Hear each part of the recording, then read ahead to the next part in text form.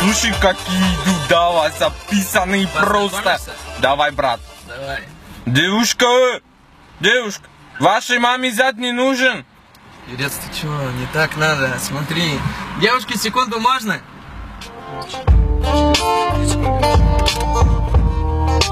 Сейчас.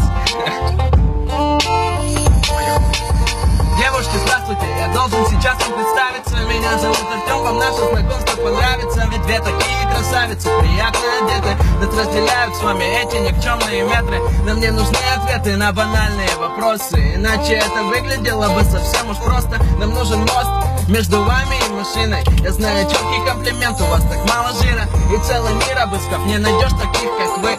Соблазнительные дамы редкой красоты.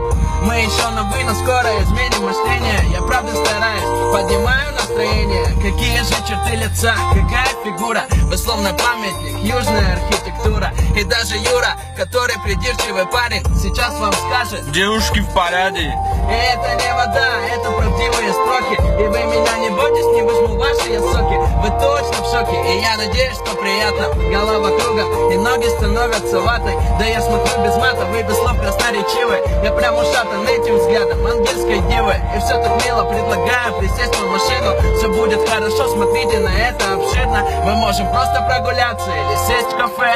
Кальяны, это уж нам по душе. А позже ночью мы будем кататься по городу. Вас устроит, что действий по этому поводу?